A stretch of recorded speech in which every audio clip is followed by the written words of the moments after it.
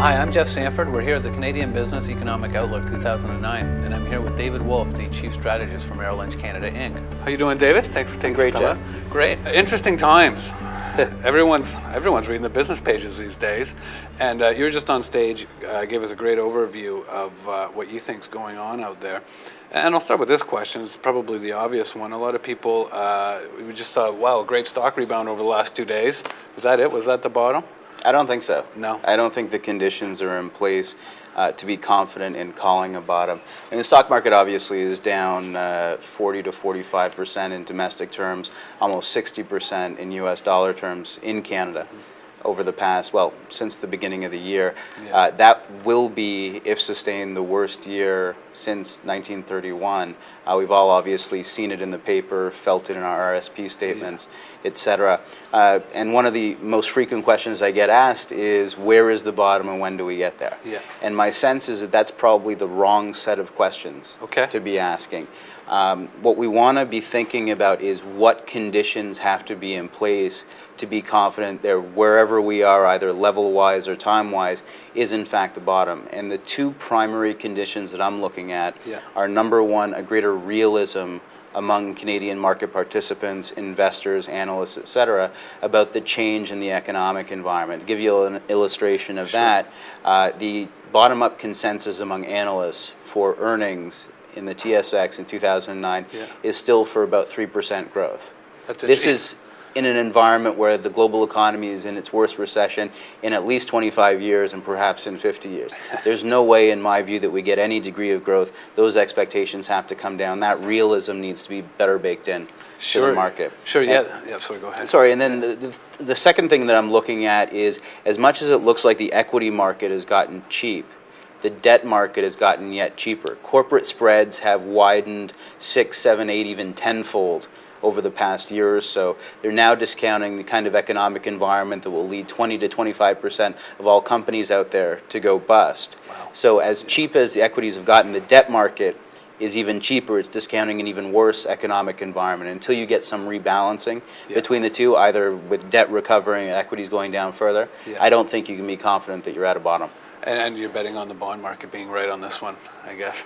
Well, the bond market has certainly been leading us, not even the government bond market so much, but the credit market. Sure. The credit market has been the source, I think, of the difficulties that we're now facing.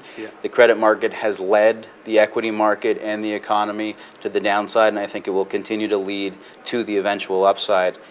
Open question is when we get there. It's an interesting idea, this misplaced optimism. You know, even up to a couple weeks ago, people were talking about the idea that Canada is going to skate by and not technically be in recession. I never quite understood that. I mean, we've had a Canadian recession in our forecast since the early summer. Sure. And frankly, when you look at what's happening in the U.S., you now have the deepest downturn, consumer-led downturn, particularly in autos and housing, which Canadian exporters are really quite exposed to, the deepest downturn in at least 25 years. You have a global economy now going in recession. You have the price of the commodities that Canada exports a lot of down, in some cases, 60 or 70%.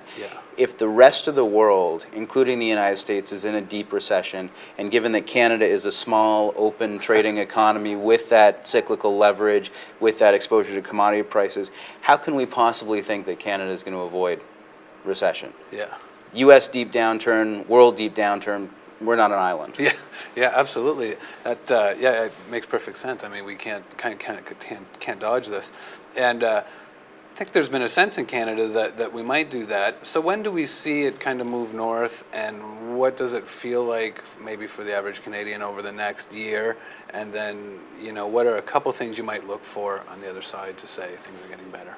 Right. Well, I mean, we haven't seen the domestic weakening yet. We haven't seen the fraying of the labor market that's been evident in the United States. And that, I think, still lies ahead, and there's good news and bad news.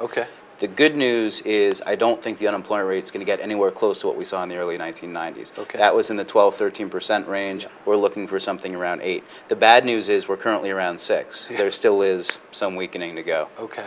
What would be some of the things you would look for, let's say, a year out, that might indicate things are turning around? Or I'd make 6 months out, I don't know. Well, with respect to the Canadian economy, I think the important variables are external. Yeah. I mean, it's the rest of the world and the U.S. in particular that's pulled us into this. Sure. I think it's the rest of the world and the U.S. that's going to pull us out of this. So we want to look for signs of stabilization in the U.S. economy. We want to look for signs of stabilization in global financial markets. And even more fundamentally than that, we want to see signs of stabilization in confidence. Sure. Because ultimately, it's the destruction of confidence, whether among consumers, businesses, investors, financial institutions, what have you, that has led us into this really quite scary phase in global economic and financial history. Yeah. And it has to be a restoration of confidence, a willingness to make commitments, a belief that one has visibility about one's economic situation a year, 2 years, 5 years down the line that's going to get us out. So confidence, I still believe, is the number one variable. Yeah. And to the extent that we see outside and inside of Canada that confidence restored, I think we can look forward to an improvement in the cycle. Sure. Would you put a time on that? Would you put a date on that, 6 months out, a year out, or was it? I think it's unlikely that we see a floor in the Canadian economy over the next 9 to 12 months. Okay. So I think it still will be some time. Yeah. And the question remains not only how long until we get to the bottom, but how vigorous the recovery is. Yeah. And certainly in the case of the United States, given the weight of private sector debt in particular, I think it's unlikely we're going to see the kind of spring back to 5, 6, 7% growth that's characterized rebounds from previous recessions. Thanks, Dave. That was David Wolf, Chief Market Strategist for Merrill Lynch Canada. This has been Jeff Sanford at Canadian Business Economic Outlook 2009.